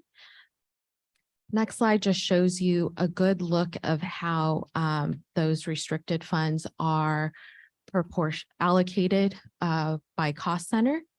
And then looking at our 1-2 budget by major object code. So the 3 columns you see here are the FY23 adoption budget. We have a substantial revised budget. So this is a summation of all the budget augmentations that you see over the last from October onward into May, and you'll see another augmentation into June. And you'll see that at the state will refine their allocations for certain programs, or if you recall, within the FY23 state enacted budget, there was a large chunk of restricted fundings where they're like, we'll give you the details to come. And even this evening, the state chancellor's office will tell us, hey, we revised another set of allocations. Take a look. It'll move up and down as their formulas get revised or our reporting gets submitted, or they figure out, the additional details. So you'll see a large bump from the adoption budget for 23 into the revised budget for FY23. Again, some of the large programs that you've seen come forward as augmentations at the board meetings are the COVID-19 block grant or the large deferred maintenance in FY23 and how that's allocated, but also we'll get additional information as far as like retention and enrollment. And we'll also get competitive awards for Title III, Title V, that type of thing. Other thing, you can see a large portion of 19.8 in other outgo. That's just how the 7,000s are described within our budget and accounting manual, but the details of that 19.8 is going to financial aid, is going to scholarships, going to payments to and for students, making up that 19.8. There is a planned use of beginning fund balance totaling 2.6 million. So our projected beginning fund balance for the 1-2 funds is 5.8 million. With the planned use of beginning fund balance, we're projecting a ending fund balance of 3.8. A majority of this is restricted lottery. So restricted lottery can only be used on certain materials, certain supplies. And so the colleges have budgeted what they've needed. The rest is in beginning fund balance for use for those future supplies and instructional material needs.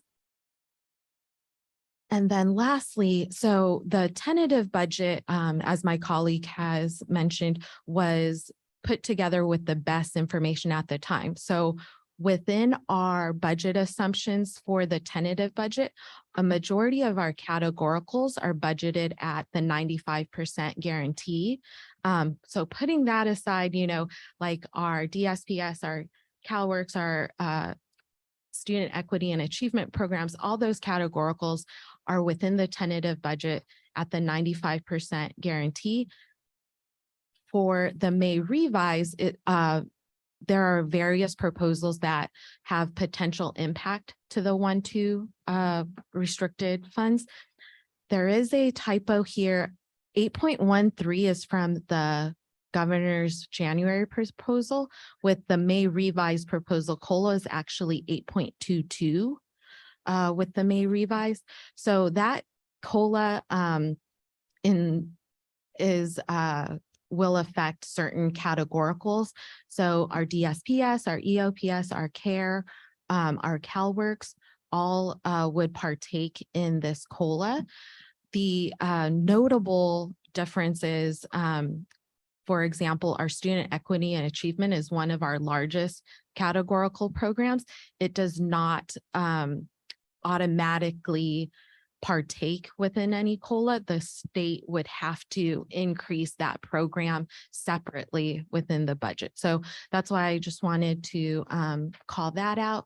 There is, even with the student success completion grant within FY23's state budget, there was a significant increase. So when you saw this slide between the adoption budget and the revised budget, a part of that increase is our increase with student success and completion grant. Within the May revised, there is actually a $50 million reduction related to just student count, student participation. If this remains in the May, if the May proposal remains in the state enacted budget, that would be a $1 million reduction to our district. Similarly, retention and enrollment strategies. When you take a look at the tentative budget book, we have, the 1-2 budgets, slice and dice in various sub-funds in various locations. But retention and enrollment outreach is one of those programs that has been funded on a one-time basis in the last several years. So with the retention and enrollment outreach in the May revise, it proposed that as $100 million to the district. That would be $2 million total in additional one-time funds. So our infamous programs that have been mentioned are the COVID-19 recovery block grant and the deferred maintenance.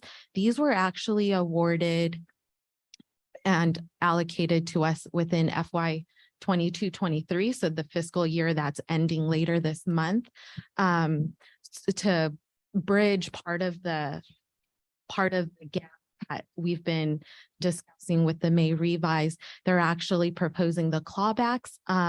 So as my colleague has mentioned, it'll be, if this remains within the state enacted budget, that'll mean 7.8 million to the district in terms of COVID-19 recovery block grant. And then the 8.8 million deferred maintenance would potentially also be clawed back. The awkward part is, our colleagues throughout the state has put together a really nice joint analysis. And their write-up of this is, we'll have to figure out a mechanism for how this would work, because we haven't seen something like it before. Crossing my fingers as things get enacted at the state level, the proposal will actually, be excluded from what gets enacted.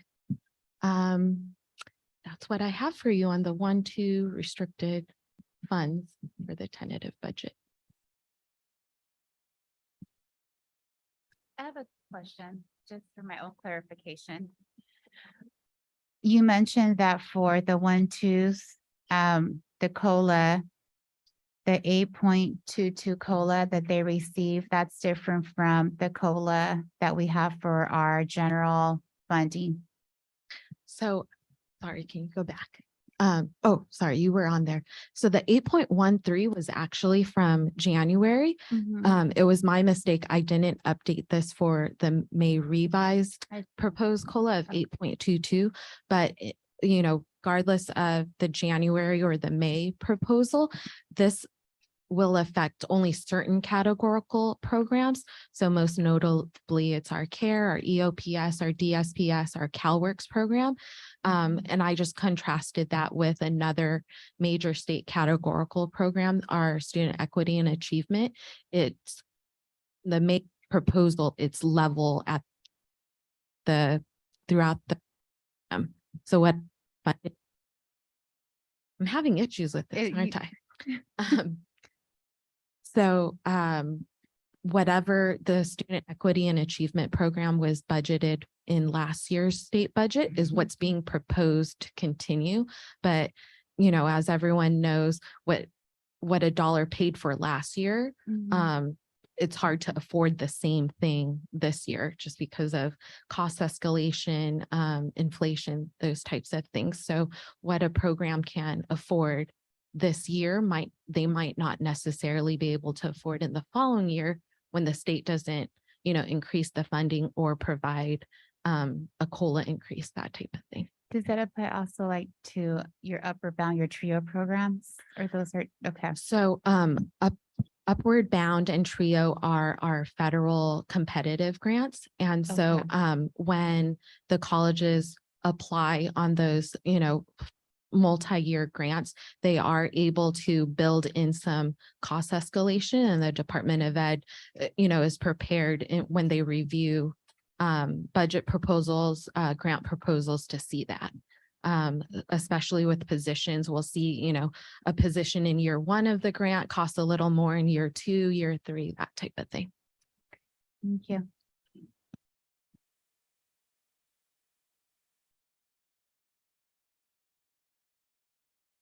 Okay, so I'm going to jump back in and just cover a little bit of our capital projects plan. We always highlight Fund 419, which is our local capital projects. This is funding that is coming from, you know, within our district.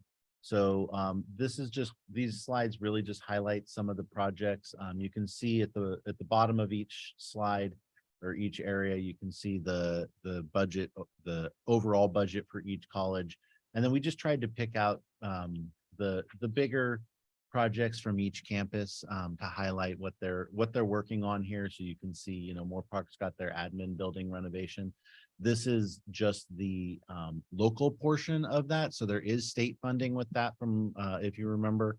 So there is state funding that's coming in for that. That's accounted for in a different fund, but we do have the local portion that we're looking at. I imagine that local portion might actually go up a little bit too. John mentioned earlier that continues to be an area where the costs are going through the roof and the state kind of stays flat with what they give you. So you do have, you can see Oxnard College again, Ventura College, and then the district wide, there's just a little bit budgeted there.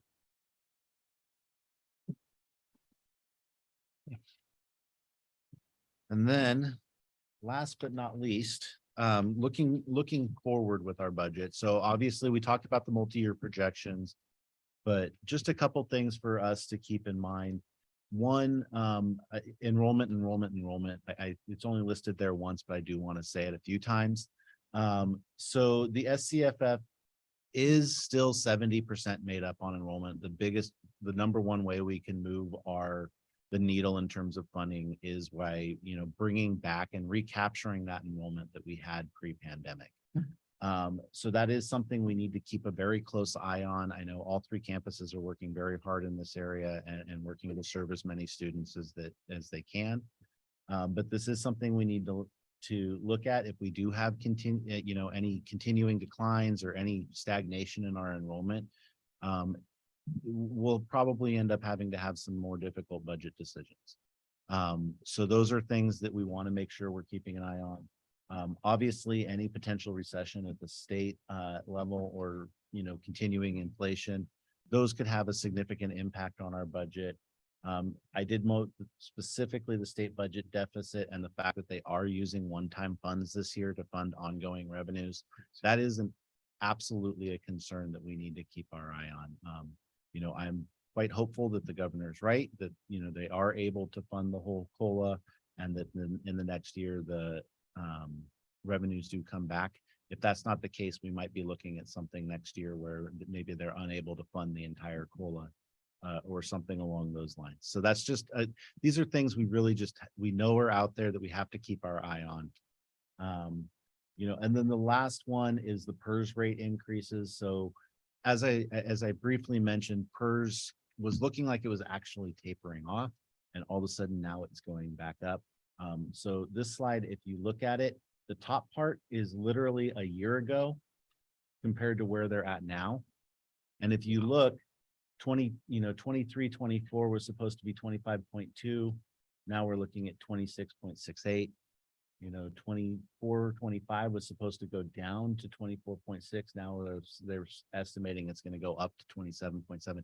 So you can see we were supposed to in 27, 28 be down around 22.6. Now they're proposing potentially up to 30%. So this is something that, is a complete turnaround in a year. It changes as they get actuarial reports done on the PERS system. Obviously, the stock market has been down over the last year, so that's probably a chunk of it. But ultimately, this is a big switch from where it was a year ago. So this is something that we need to continue keeping an eye on. So the rates on the bottom are what I built into the multi-year projections. It is what I'm assuming there. But that it is a very, very large switch. Any questions that we haven't hit throughout?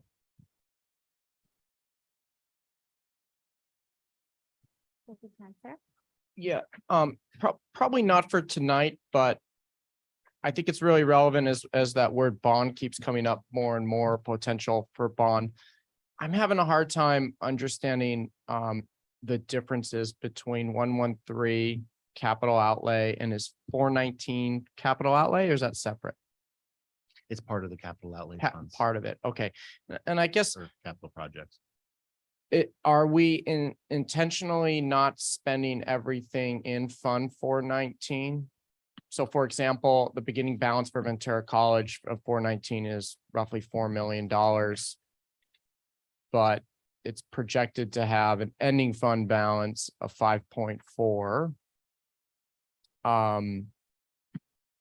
So I guess, 113, it's been communicated that here's what we start with, here's what we're going to spend, some revenue carryover comes in, and here's what we're going to end with or project to. Do we follow the same practice within the capital outlay, or is there a larger percentage that we're trying to spend each year? You want this one, Emily? I think I'm okay. For 419, we have adopted the practice of budgeting the projects that we foresee being able to complete or expend within the next fiscal year. So a lot of these projects are multi-year. Some of them are not budgeted 100% of what's available. So you're completely right. In 419, there is a projected ending fund balance because those projects are for a variety of reasons. One, the colleges don't think that they'll need to expend anything on there with their various other projects, or it's still building up. It's building up to what the project anticipates needing. So for example, my colleague mentioned the campus center renovation at Moore Park College. So it's projecting, we've budgeted 250,000 within the tentative budget for that specific project. However, ending fund balance is projected at 2.8 million for campus center at Moore Park. So it's, 250 is anticipated as what's needed within the next fiscal year 24 for that project. But at the same time, it's still building up funding resources for that specific project because campus center is going to be, cost us a lot more than 250,000, which is what's currently in the FY24 tentative budget. So it's a variety of things for 419. And just last question. How does a project get on the list versus one that is important, but it's not important enough to make the list? I mean, is there a mini program review for these projects? So is this on? Okay. I would say part of it is you'll look that we all have facility master plans. So that is part of it. Sometimes something collapses and doesn't work anymore and we're forced to dedicate to that. And it's very much what Emily said is It also, most of these projects are often need to be completed over a course of a number of years. The 250,000 that she mentioned could be doing studies. It could be starting to get the architect. It could, then you have DSA fees and these take several years. And the reason we're saving them is, for Ventura College, our HVAC project for the math science building was $7 million. If you look at how much we have transferring in a year, it's just over $1 million. So we are building our funds for our projects, but those projects also take multiple years to complete. And that's why we don't budget to be spending it all within 1 year. And Kristen and Dan. I was just gonna respond to the question about how projects get chosen. So similar, right? Facilities master plan, but within our list, also there are things resulting from our technology master plan, which includes the technology replacement. So in the past, we had a 5-year cycle that we aim for, and the new plan aims for a 3-year cycle. So we know there's a cost increase. The stadium lights, that's done through program review, and that's been a resource request of the athletics department for, well, I'm going to say 5 to 10 years. And we finally are in a place where we can afford to do that. So we set that project aside based on program review and resource request rankings that is done at the college. So all of the things that you see in there are based on actual plans that take place at the college and the governance process that takes place at the college as well. The one exception on Oxnard's list, and it bothers me that the name is the general capital improvements. What that is a set aside for future expenses that we know will incur for our Marine Center. So the location for the Marine Center we know has been, the award has gone to Carl's Strawberry Land to redevelop the space where the Marine Center is now. And we're in talks with them to develop a space to allow us to remain there. However, in between now and when they develop that space, we'll need to move our tanks and our classes and everything else back to the main campus and then move it back to that location. So that funding is set aside specifically for that purpose, but we haven't designated a name or specific amount because we don't know what that cost will be at this point. Thank you. Chancellor? I really appreciate the question. Thank you. As I'm entering the last month of my first year, I'm still learning some of the nuances of these funds that were used. And it gets especially complicated around total cost of ownership, ongoing maintenance, new construction, renovations, roofs collapsing, whatever happens. And I think it would be, there's a narrative here that I think would be helpful, and we just need to figure out a way to make that a little bit more. There's a good story to be told about the complexity of all this, but just in that little narrative that we heard right there, that was very helpful. Thank you. Yeah, and We're going to work on that. I appreciate it. And one of the components that the reason why I kind of dig in a little bit on the complexities of these projects and the general fund and restricted dollars is if we're going to entertain even the discussion of a bond, somebody looking in might look at our numbers and our ending fund balances and say, well, you have a lot of resources sitting in accounts that are not being allocated on a year-to-year basis, whether it's the 113, 114, and the 4 X's.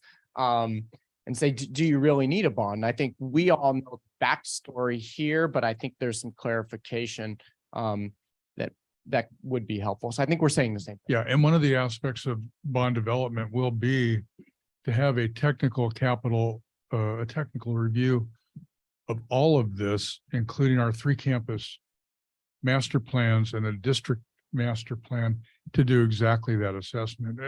We're going to be okay though. Yeah. Any other questions or comments? Okay, I have to say thank you very much for such a detailed report. I think this has been so detailed, one of the best ones, and you get better and better every single time. I have to really give a shout out to the Department for Business because it was just really insightful. I enjoyed it. I really didn't have questions because I was really just following along and I'm like taking some notes, but I really appreciate it. I think Fund 113, especially 419, was really helpful to get a sense of understanding of what's occurring. And as we're moving forward towards the bond, it's kind of work that's already, we're prepping. So we're ready for that bond and to be able to actually demonstrate, look, we've had this funding. We are taking some of that total ownership cost and we need your support, community, because we want to continue to expand. So I'm really excited and looking forward to this narrative and having the dialogue. And that's the beauty of the study sessions, is that it's not so formal as a board meeting. We can talk about it. And if there's any other questions, trustees, any other questions that you have for the team, because the budget will come to us in June for a vote. And so the study session is intended for us to be able to ask any of those questions, to really give the team the opportunity to address the questions or come ready either through an email or on June to be able to say, okay, we've addressed anything that we can possibly can. So are there any questions or anything from the board to the team?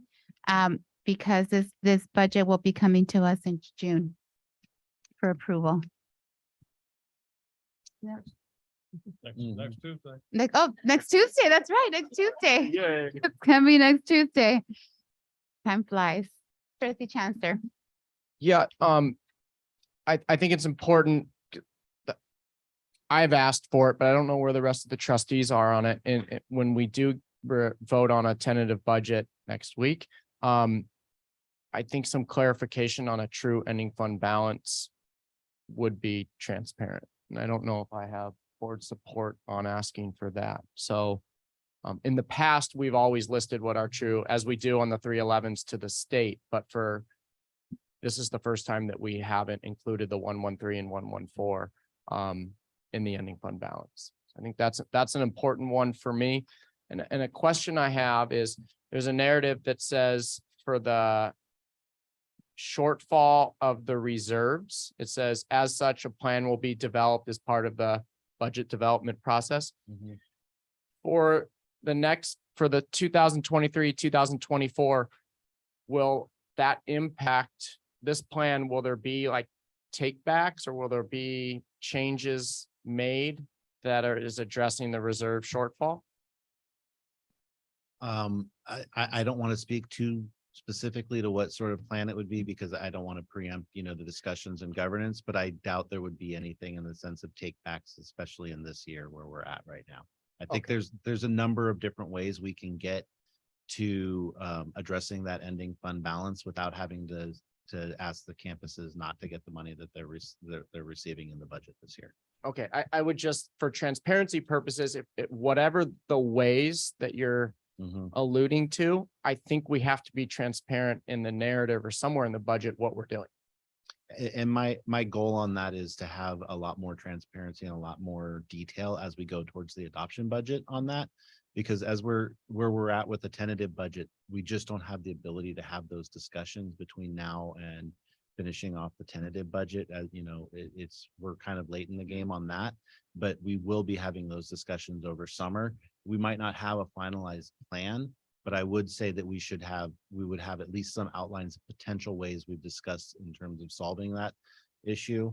And then, once we do have a plan, we would be, bringing it to the board with, this is our plan, this is our proposal, and, getting feedback and buy-in on that plan. Okay. And then thank you for that. And then I don't, it sounds like it's not the appropriate place in the adopted budget for the projects that we're not able to fund that our colleges desperately need. But somewhere in between the adopted budget and now, hopefully we can develop tentative and adopted. Yes, that we can develop that. Because I do think it relates to the adopted budget. Pretty sure everybody here gets the idea, especially with yeah. That's it for me then. I'm good. I want to see it also. So it'd be just helpful. Thank you. So one of the questions that Trustee Chancellor mentioned that I wanted to hear from the team, he mentioned that for this tentative budget is the first time that we don't have the ending balance of 113 and 114. Is there a way to include it in the narrative, or did I hear that maybe it can be something in the narratives just so the trustees are able to see it? And even if it's not part necessarily of the tentative budget, and I'm not sure how it would look, but at least that their information is there so the trustees are able to see, okay, this is what it looks like, the ending fund balance for 113 and 114, because this is the first year it's not included, so at least I get to see what it looks like. So just to be clear, the ending fund balances for each fund are included. Okay. There's just not a total that adds up fund 111, 113, and 114. Okay, We'll add a row that adds those up. okay, thank you. Does that sound good, trustee Chancellor? That was the easiest ask. It's not ever. complicated. Okay, so with that, I don't know if there's any comments or other additional questions. Okay. Well, we are adjourning the meeting. Thank you, everybody, for such a wonderful meeting. Have a beautiful evening. Enjoy the rest of your week. We'll see you next week.